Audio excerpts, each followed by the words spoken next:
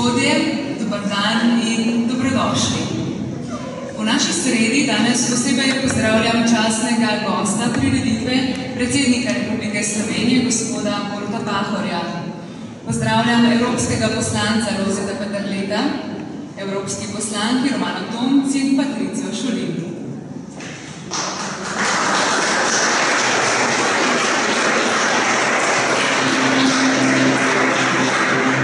So ljudje, ki svojim znanjem, zagonom, energijo, kreativnostjo in posluhom za drugega premikajo meje, širijo miselna obzorja in združujejo.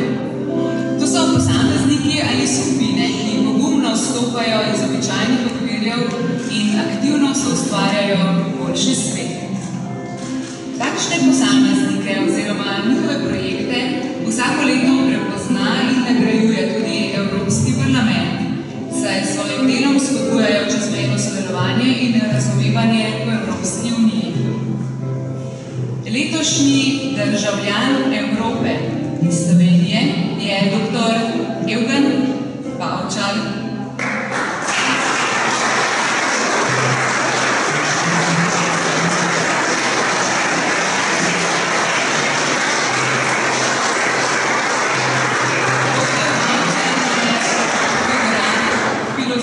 Esejist, publicist in borec za pravice slepih, ki sicer živi in dela v Parizu.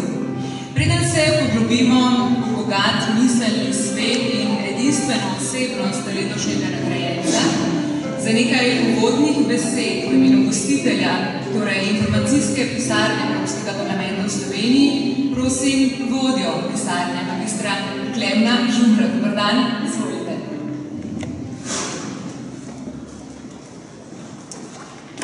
Spoštovani predsednik Republike Slovenije, Borut Pahor, spoštovani gospod Evgen Bavčar, spoštovani evropski poslanki in poslanec Lojzet Peterlet, Romano Tomc in Patricia Šulin, Votre Excellence, Monsieur Pierre-François Poirier, l'ambassadeur de France en Sloveniji, spoštovani Andrej Srapničar, veleposlanik Republike Slovenije v Franciji, spoštovani Jernej Videtič, veleposlanik in vodja delegacije Evropske unije v Gvajani, spoštovani fotografi, predstavniki Zveze društev slepih in slabovidnih ter vojnih invalidov, spoštovani predstavniki ministrstev, akademskega sveta, civilne družbe in medijev, spoštovani gostje.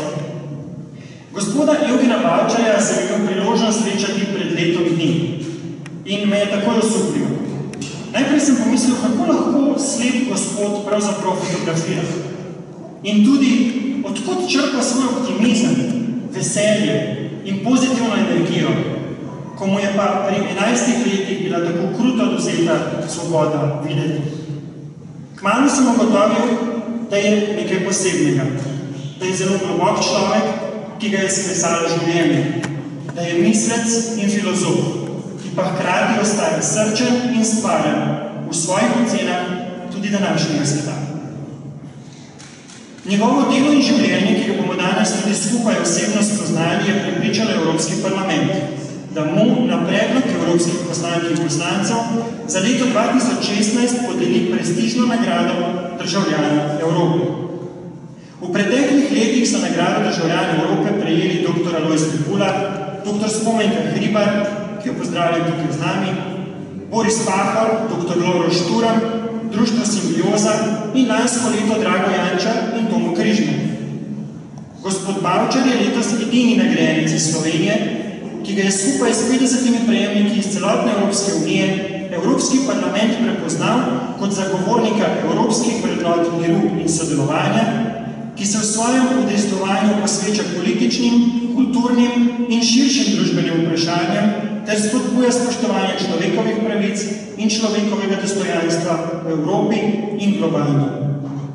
Gospod Evgen Bavčar je mednarodno znan tudi kot zaveden Slovenec, ki svojim delom in življenjem v Evropi, predvsem v Parizu, konkretno preseka meje med nami, medkulturne, medjezikovne, pa tudi tiste nenapisane, ki so v naši pravi. Hvala poslankam in poslancem, da ste ga predlagali za državljana Evrope in s tem omogočili, da se danes z njim srečamo da ga predstavimo in bolje spoznamo tudi doma v Sloveniji, ter se od njega naučimo kaj za naše življenje. Hvala.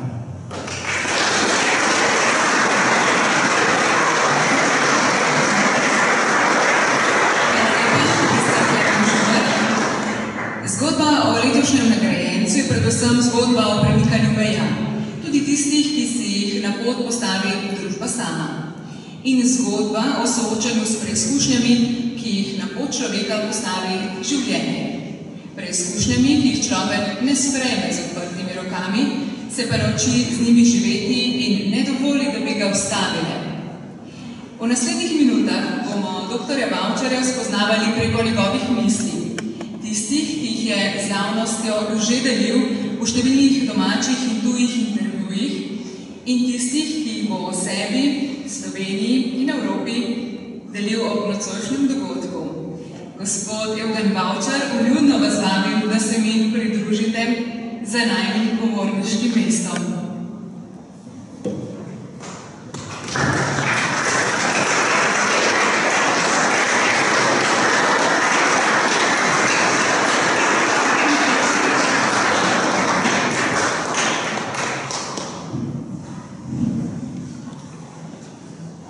Sloveniji nisem nikoli zapustil. Tam živim žit, to je moja pregovornost.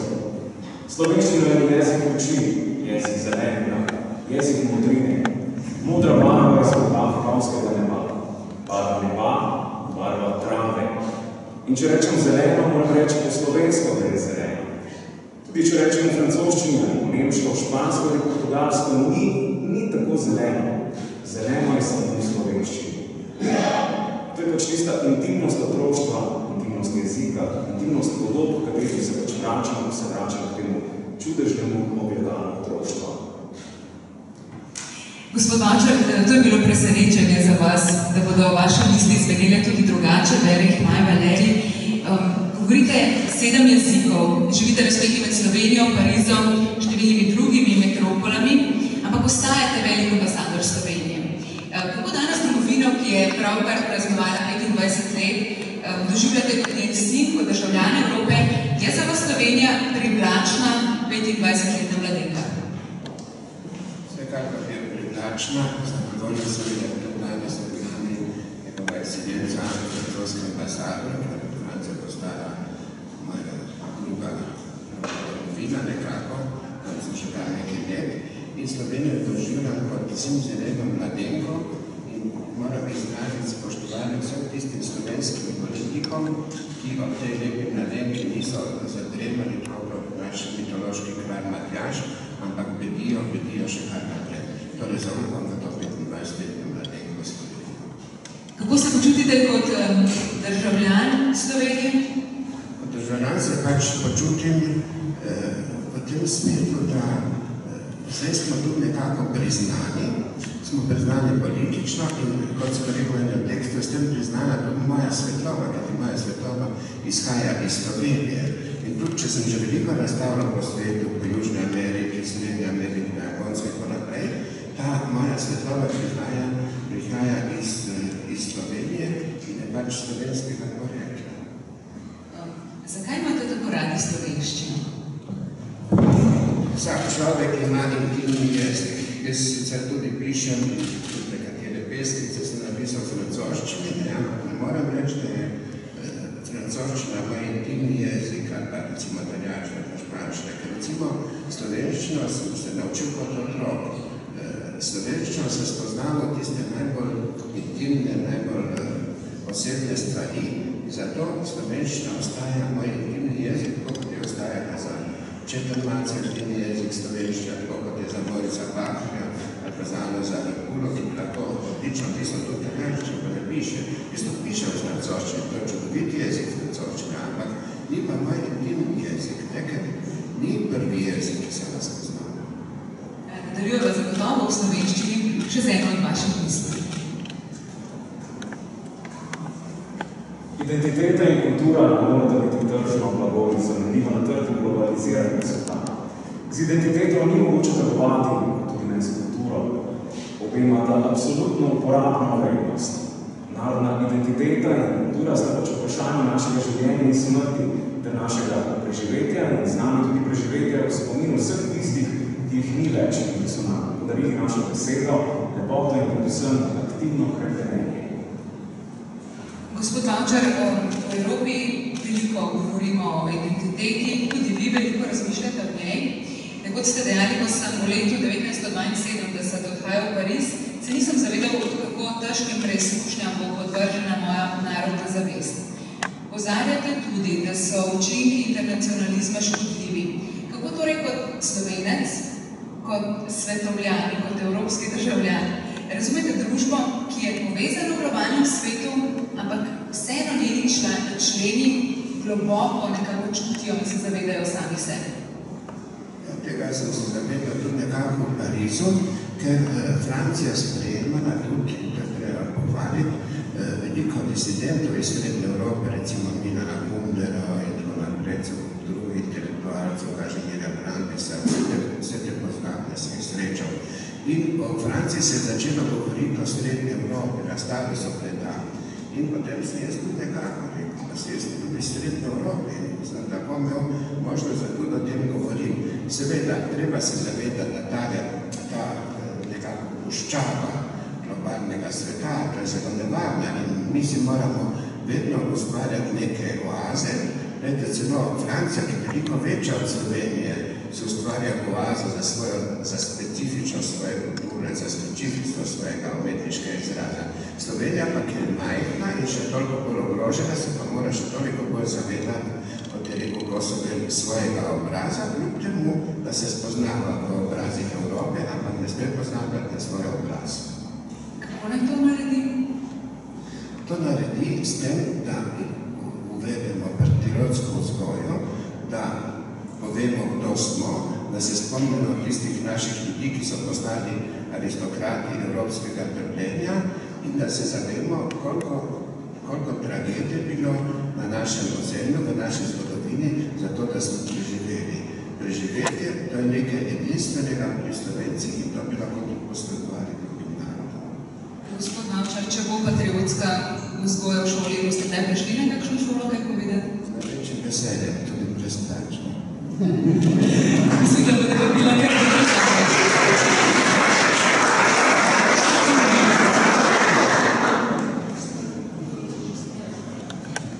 Nad vsakim evropskim krajem so obzorja. Včasih so blizu, včasih pa zelo daleč, tudi na drugem koncu sveta. Ko sem daleč od doma, sem bliže kontranju napodobil ukradenega otroštva, od katerega sem bil utrgan na silo. Večkrat pomislim, kako me je doletela usodna dediščina druge svetovne vojne z materialom, ki me je naredil drugačnega. Gospod Eugen Bavčar, vaša življenjska zgodba je močno zaznamovana s tistim, na čemer je pravzaprav zrasla današnja Evropa, današnja Evropska unija. Ostanki vojne so vam v otroštvu vzeli vid. Niso pa vas oropali zmožnosti, da udejanjite svoj kreativni notranji svet. Ruševine, ki jih je vojna pustila za seboj, so postale temelj mirnega evropskega povezovanja. Vendar se zdaj, desetletja pozneje, zdi, da spet živimo v negotovih časih. Kako torej kot državljan Evrope vidite sedanjost, prihodnost in poslanstvo predvsem Evropske unije? Mi se bi morali zavedati, tako kot moj prijatelj Boris Pahor, da ta pepel vojne Evrope, ta pepel, nedožni pepel, lahko postane tudi humus za novo Evropo, za nekaj novega, pozitivnega, tudi pri Slovencih za spravo. Jaz kar zadeva sprave sem uredil vsemi svojimi nasprotniki v sebi, ker sem tako dedič ene kot druge strani, ker sem Slovenec in ne moram zanikati eno, ne drugo stran. Jaz sem naredil to spravo oziroma Ferzeru, kot reče Hegel. In Evropa bi pač morala biti v tem smislu, da je Evropa nacij, tako kot je mislil de Gaulle, da je Evropa nacij, ki se pač enakovredno poznajo med seboj, se spoštujejo, poznajo svoje kulture. Kot sem že prej omenil, edina možnost preživetja Evrope je Evropa na osnovi kultur, Evropa na osnovi skupnih kulturnih temeljev in skupne domišljije. Kaj ne torej delajo evropske institucije? Poseben dan, čestitke največ kar dežujejo. Kakšno je torej poslanstvo evropskih institucij? Kaj ne počnejo evropske institucije? Evropske institucije se morajo odpovedati tisti strašni stvari, ki jo je tudi Sartre citiral, in sicer je citiral Dedelja, ki je rekel, moramo se izogibati smrtnemu poljubu institucija. Institucija mora biti kritična do same sebe, se vedno obnavlja in vedno v novo. Zelo težka naloga bo to. Tudi nekaj evropskih poslancev danes z nami. Kako dojemate delo Evropskega parlamenta, zdaj, ko so vam dali to nagrado, se počutite kaj drugače? Ja, počutim se tako nekako bolj osmišljeno je tudi moje delo. Zelo spoštujem evropske poslance, sem bil hvaležen za to priznanje, predvsem od mojemu dragemu prijatelju Lojzetu Peterletu, kar pozna še študentski klopi v Ljubljani. In ti evropski poslanci imajo v bistvu zelo težko nalogo, ker morajo vedno znova se srečevati z drugačnostjo, z drugimi ljudmi, drugačnimi kulturami in obenem prilagoditi razumevanjem naše kulture, druge kulture, našega jezika in tako naprej, naše zgodovine, to je važno. Dati vedeti Evropi, kaj je to naša zgodovina. Ker gledaj, zgodovina so pač generacije, ki jih ni več, ampak ki so imeli neko upanje v boljšo prihodnost. Mi smo odgovorni za te generacije. Mi smo odgovorni za tiste mrtve Slovence, ki se niso mogli izpolniti, ki niso bili priznani kot Evropejci, kot pač ljudje iz Evrope. Hvala lepa, gospod Jurgen Bavčar. Za zdaj, kmalu bova nadaljevala pa bova po glasbi. Slišali bomo Laboda v izvedbi citrarke Damjane Praprotnik in čelista Damjana Jana Pavlice. Stari Grki in Rimljani so imeli Laboda za najlepšo žival. Verjeli so, da je labod celo življenje nem in se ne oglaša do zadnjih trenutkov pred smrtjo, ko zapoje čudovito pesem. Izvolite.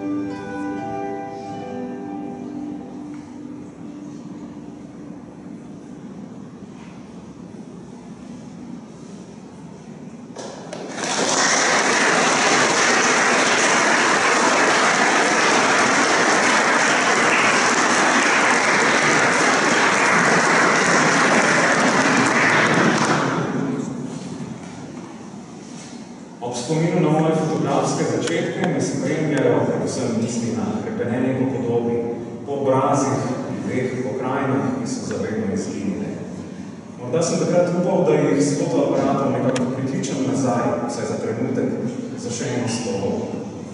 Živim na križpotih dneva in noči, svetlobe in teme, dvostranstva in monostranstva, mrtvega in živega. V meni je nekdo, ki bi še vedno rad gledal in se stalno trudil v tej smeri, ter nekdo, ki ne vidi več in se na to še ni povsem privadil in tega povsem sprejel. Zato verjetno nadaljujem z ustvarjanjem podob. Gospod Evgen Bavčar, vaše fotografije ljudi osupnejo, ne le zato, ker so delo slepega umetnika, ampak zato, ker ponujajo drugačno perspektivo, notranji svet, ki ga povežete z zunanjim, čeprav ga ne vidite. Ko sva se srečala v sredo, ste mi dejali, da zelo neradi slišite vprašanje, kako nastajajo vaše fotografije. Prav, ga danes izpustim. Povejte mi raje, na kaj ste pri svojih fotografijah najbolj ponosni. Ne moram reči, da sem ponosen, ampak podarim, da so moje, zato ker so izrazi mojega notranjega ustvarjanja. Fotografija, to ni tako enostavno, recimo Goethe pravi Faustu, da nikto malo velike zagezorovanje dolgopisov še dostavi se trenutek. In fotografije tudi malo, imamo to, ta Fausta so kompleks ustavljanja časa, radi ustavili časa. Včasih, ko bila revolucija leta 1830 v Parizu, so se streljali na Bastilske ure, da bi ustavili čas in imeli več časa, da bi uresničili revolucijo.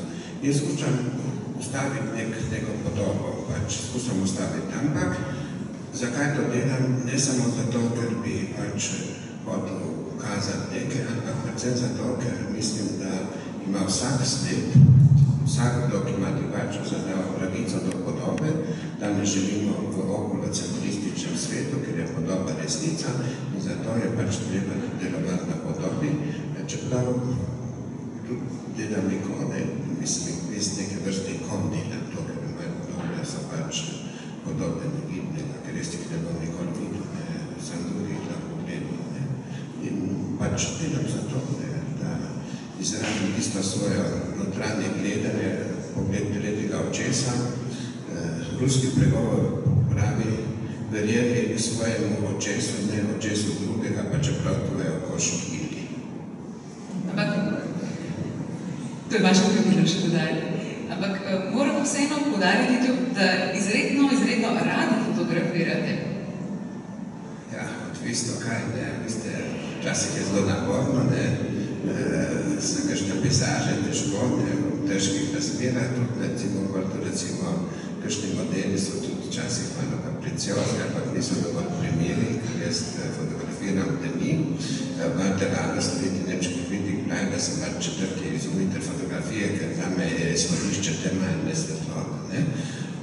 Pač fotografiram, ker s tem imam nekaj več kot nič. To, da rečem, to je pa moja fotografija, čeprav jaz ne vidim direktno, ja vidim preko drugih, ampak je nekaj več kot nič.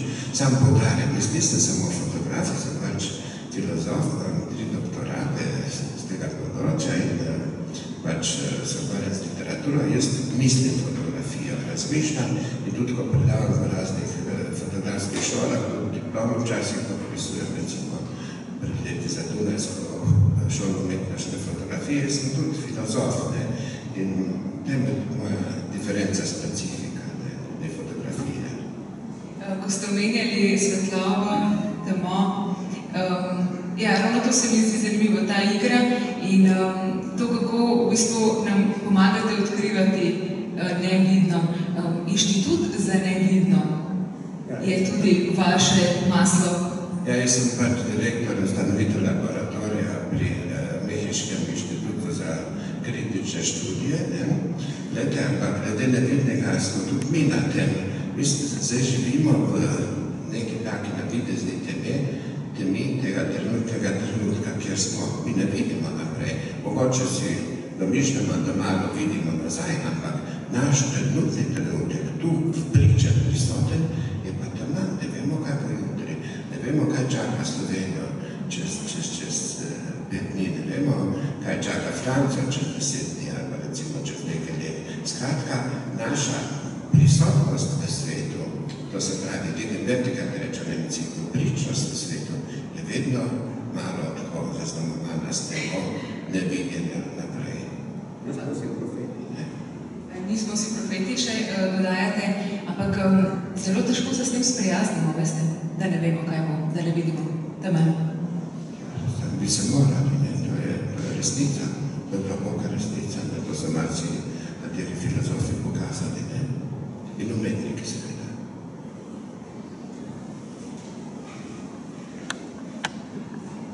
Do sveta sem v odnosu večnega opornika in iskalca nočne svobode.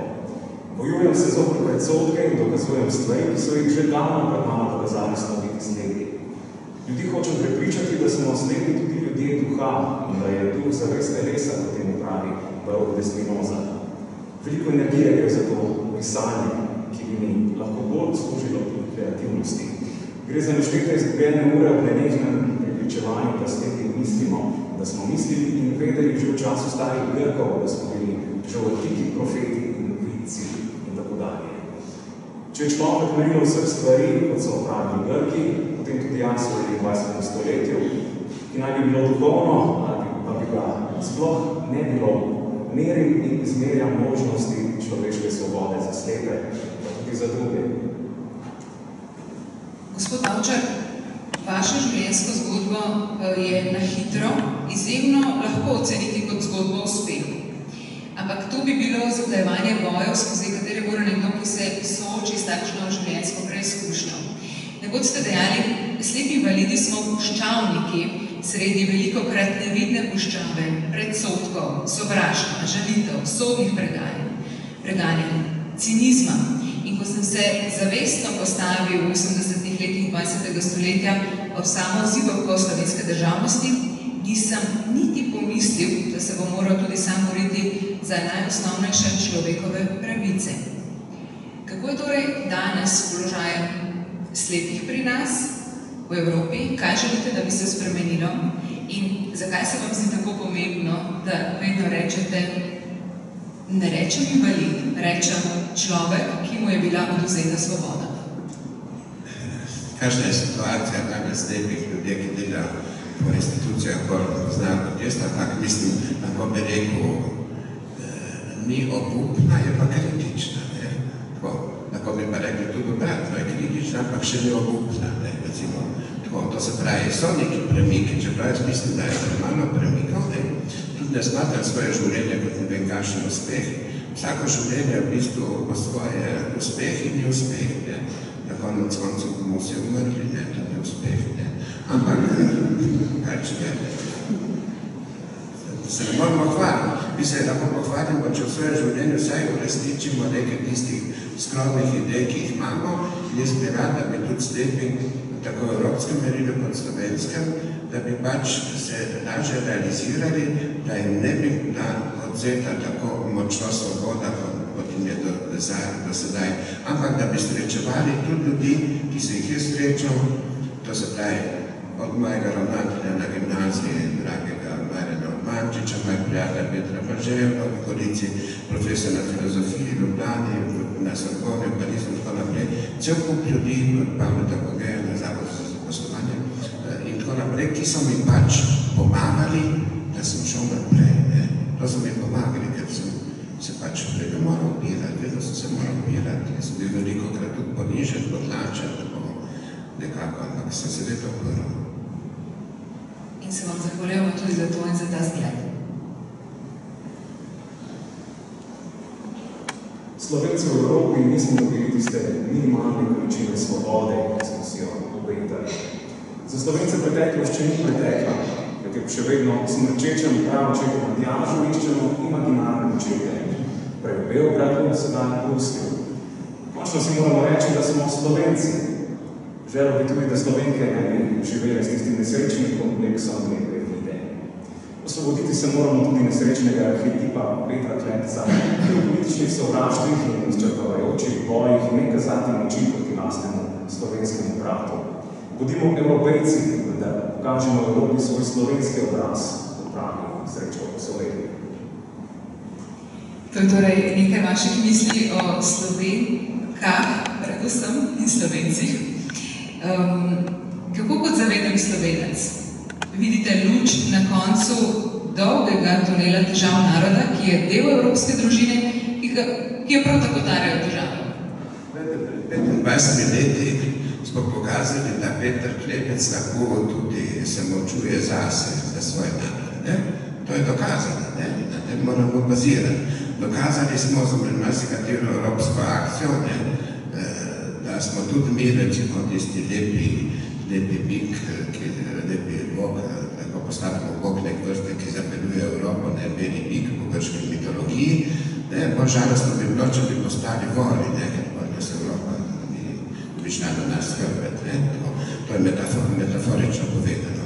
Ampak vedno so možnosti preseganja, to se pravi preseganje tistih klišejev iz preteklosti iti naprej in mi moramo našo zgodovino navezati na najbolj tiste svetle trenutke v naši preteklosti, ko so aristokrati našega duha, Prešerna in tako naprej, so kazali pot, ko so bili v bistvu tako rekoč nekronani profeti, ampak bili so profeti, ki so odbirali pot.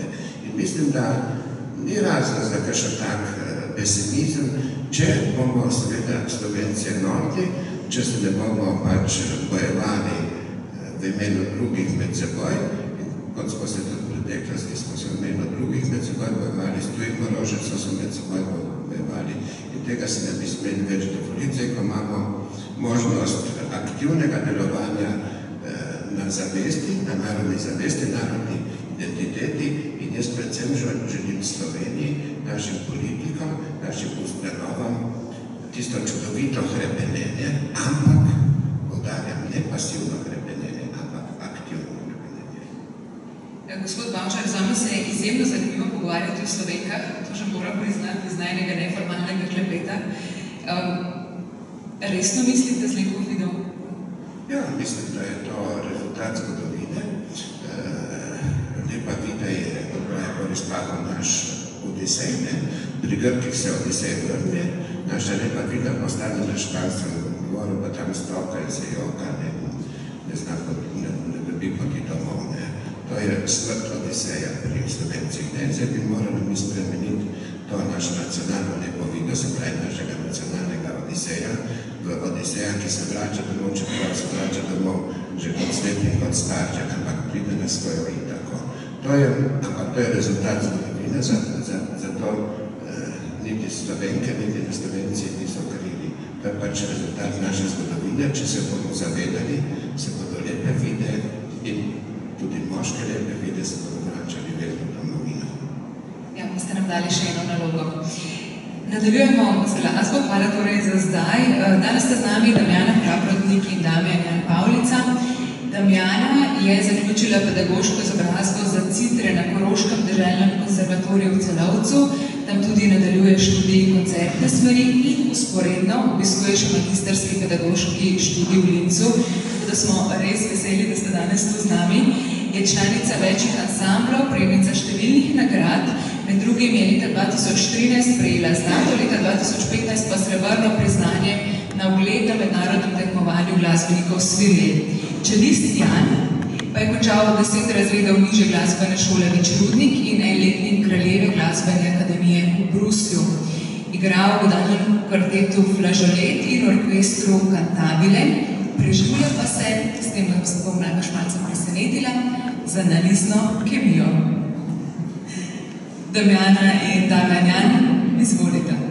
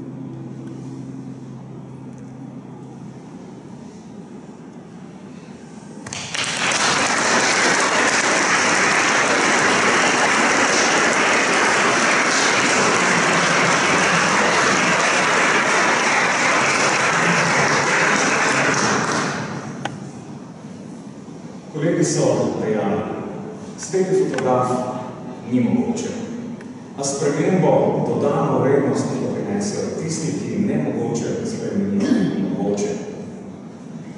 Ja, in tako meni tudi predlagatelj letošnje nominacije za državljana Evrope, evropski poslanec, gospod Lojze Peterle. Njegov predlog je podprlo še 6 evropskih poslancev iz Slovenije, dr. Milan Zver, Tanja Fajon, Ivo Vajgl, Romana Tomc, Franc Bogovič in Patricija Šulin. Kot piše v nominaciji, dr. Bavčar s svojim edinstvenim in bogatim prispevkom v umetnosti in literaturi, ki presega evropske meje, ne povezuje le Slovenije in Francije, ampak svojo slepoto tudi državljane Evrope, ki imajo od Braillove komunikacije dodatno korist, saj jih povezuje na zelo simbolen način onkraj jezikovnih ovir. K besedi zdaj torej vabim predlagatelja nominacije evropskega poslanca gospoda Lojzeta Peterleta. Izvolite.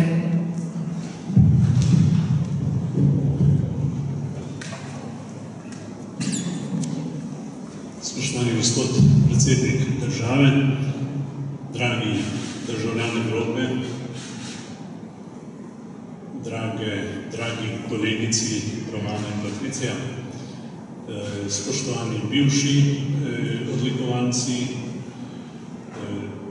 ekscelence, gospe in gospodje. Številni skačejo, ampak skoči Peter Prevc. Številni gledajo, vidi pa Eugen Bavčar. Marsikdo me vprašal, zakaj sem predlagal prav njega in si bom pomagal z enim indijskim mojstrom, ki je rekel, da je duhovnost izraz našega odnosa do eksistence. Mene je vznemiril Eugenov odnos do eksistence, ki bi bil lahko zelo drugačen, kot je, pa bi bil še zmeraj zelo slovenski. Vendar Eugena ne zanimajo omejitve, ne zanimajo ga smeri, kjer je pot zaprta. Zanimajo ga prilike, ki jih je življenje odprlo in jih izkorišča graditeljsko, ustvarjalno in na tak način, da to deli z drugimi. Jaz sem vesel, da imamo danes med nami Evropejca, ki živi z evropskim srcem, ki mu ni bilo vedno enostavno in lepo, ampak ki se zaveda, da je lahko Evropejc samo kot Slovenc. In mene je ganilo, ko sem prvič prebral, oziroma ko sem ga prvič slišal, ki je rekel, to je edina dežela, ki sem jo videl. In samo iz te izkušnje lahko govori, ko gre za svetlobo. In to, kar prinaša svojo ustvarjalnostjo, svojim graditeljstvom, je tisto, kar nam lahko pomaga naprej. In to je tako v nasprotju s političnim dogajanjem v Evropi v zadnjem tednu, da sem vesel, da se danes tukaj dogaja prav ta počastitev našega državljana Evrope. Ta teden so nekateri pomembni evropski voditelji tekmovali v tem, kdo se bo izrekel za manj Evrope. In ne samo filozofi, tudi politiki govorijo, da je evropski projekt pod vprašanjem. Da je vprašanje, ali bo preživel. Ampak, ko poslušam možan, kot je Eugen in njemu podobne ljudi, in v teh kriznih trenutkih še posebej umetnike, ne izgubljam vere v Evropo, pa tudi ne v slovenski delež pri tem. Jaz sem prepričan, da bo šla Evropa naprej, mogoče ne tako kot doslej, ampak če bi šla v smeri, ki smo jo že zapustili, v smeri razdeljene ali pa celo nedemokratične Evrope, potem bi bila pred nami naloga, da oživimo, ozavestimo, obudimo evropski projekt še enkrat. Jaz upam, da ne bomo prišli v situacijo, da bi morali to početi. Torej, ne želim preiti v politični govor, rad bi se zahvalil Eugenu, da je sprejel ta predlog. In jaz mislim, da se s tem evropskim poklonom, bom rekel, eden od naših odisejev na ta način tudi vrača domov. Eugen je veliko bolj poznan po svetu, zlasti v Franciji, pa tudi na južnih kontinentih, kot je pri nas. Jaz sem vesel, da se mu poklanja s to počastitvijo tudi Slovenija z vrhom naše državnosti, gospodom predsednika. In ob tej priliki bi se rad zahvalil tudi, ker še praznujemo srebrni jubilej za njegov delež, takrat, ko je šlo zelo zares, ko nismo imeli veleposlanikov, imeli smo pa ljudi z močno zavestjo, s slovenskim srcem v raznih predstavnicah in takrat je on zastavil sebe, svoje ime popolnoma v Parizu in je seznanjal svoje okolje o tem, zakaj gre Sloveniji, kdo je Slovenija in kako gledamo na Evropo. Torej, Eugen, lepa hvala za ta tvoj prispevek, ki še ni bil, primerno vrednoten. Enako velja tudi za druge pariške Slovenci, ki so se takrat trudili. In jaz se spomnim tistih časov, ko je bila Francija na drugačni poziciji, kot je danes. Preživeli smo, ker se je govorilo o preživetju po zaslugih ljudi, ki so živeli slovensko svobodo, ki so svetobo, ki so bili zavezani in so kazali pod drugim. Torej, moje iskrene čestitke k temu poklonu Evropskega parlamenta in Evropa je dobila novega, močnega državljana Evrope. Hvala.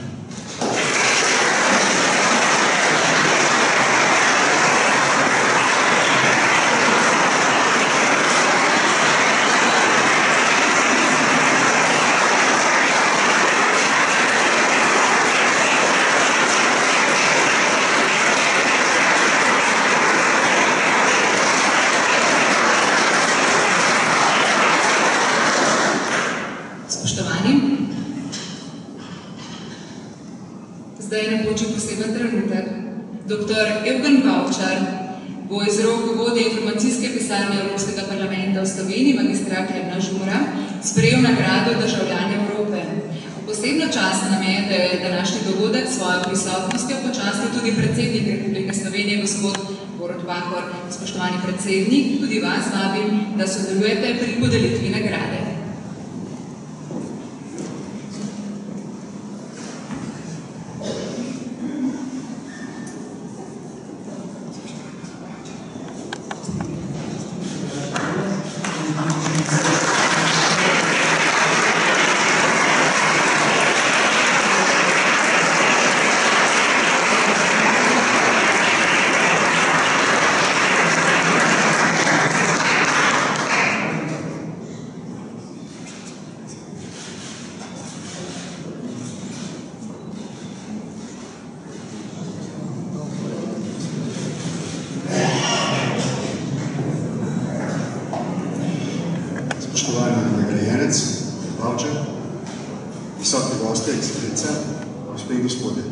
Najprej bi se zahvalil pozornosti evropskega poslanca in predsednika osamosvojitvene vlade, gospoda Peterleta, da je opazil in predlagal Evropskemu parlamentu našega rojaka, dr. Bavčarja, za to visoko nagrado.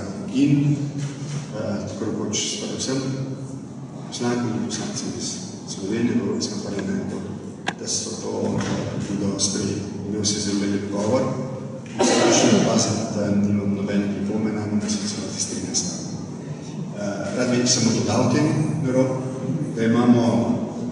da smo Slovenci majhen narod, da je Slovenija majhna država in da je, čeprav smo, se imamo za odprto družbo, vedno zelo tvegano govoriti o referenčnih osebnostih v tej družbi, tudi če sprejmemo to tveganje in v primeru dr. Bavčarja je to neznatno, ga lahko ocenimo kot zares referenčno osebnost Slovenije, Evrope, nekoga, ki je sposoben zelo jasnih misli in vedno jih je sposoben uveljavljati na izredno dostojanstven, uglejen način. To je je redkost. Mislim, da je tudi v tem smislu človek, ki je navdih zlasti za čase, o katerih je govoril sam, o katerih je govoril kolega Peterle. Čase, ki utegnejo biti za vse nas zelo zahtevni in vendar vidimo, koliko je mogoče videti v to temo prihodnosti, tiste svetle horizonte, ki nas napeljujejo k temu, da zberemo pogum, voljo in tudi složnost pred nami, da uberemo gledate prihodnosti pravo. Dr. Bavčarju se rad zahvalil za vse, kar je bil storil v preteklosti, za Slovenijo, za Francijo, za Evropo in vse tisto, kar še bo. In bi rad povedal, da za vse nas, tudi tiste, ki ga morda danes nekoliko slabše poznajo, pa zaradi te nagrade ga bodo bolje, predstavlja velik zgled in vzor. Hvala.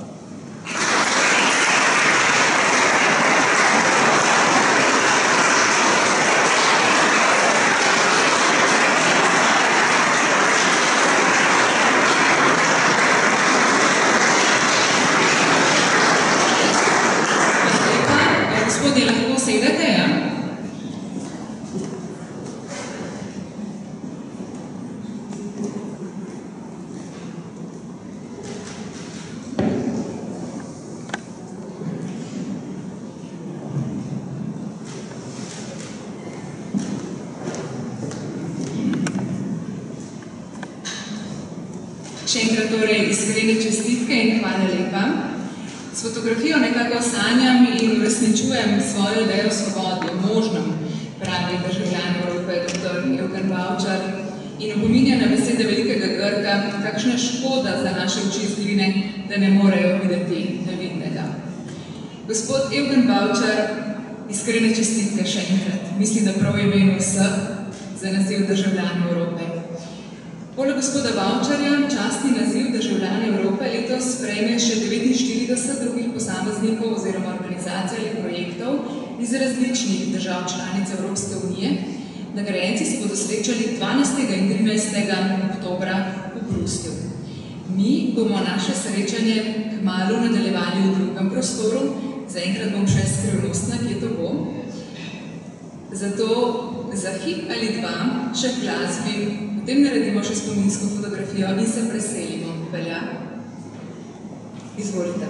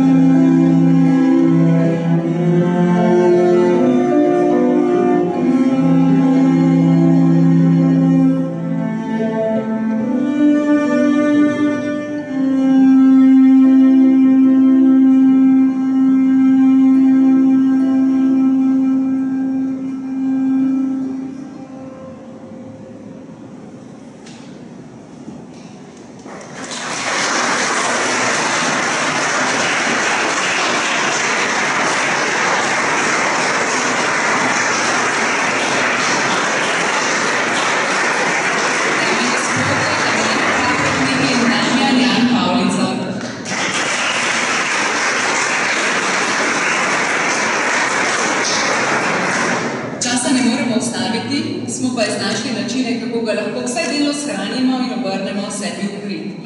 Zato bi nam bilo zelo pomembno v tej priložnosti, da posnamemo še spominsko fotografijo. S prejemnikom nagrade se bodo fotografirali predsednik Republike Slovenije, gospod Borut Pahor, vodja informacijske pisarne Evropskega parlamenta v Sloveniji, magister Klemen Žumar, evropski poslanec, gospod Lojze Peterle, evropski poslanki, gospa Romana Tomc in gospa Patricija Šolin. Izvolite.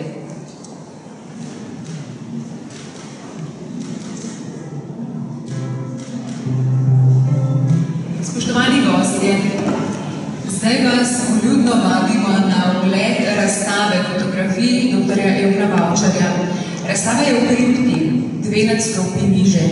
Razstavo si bo v družbi nagrajenca ogledal predsednik Republike Slovenije, gospod Borut Pahor. Vsem želim lep večer in vas seveda vabim na razstavo in po razstavi tudi na pogostitev, ki bo v predprostoru v pritličju. Še naprej bomo seveda veseli vaše družbe, ne odhajate še domov.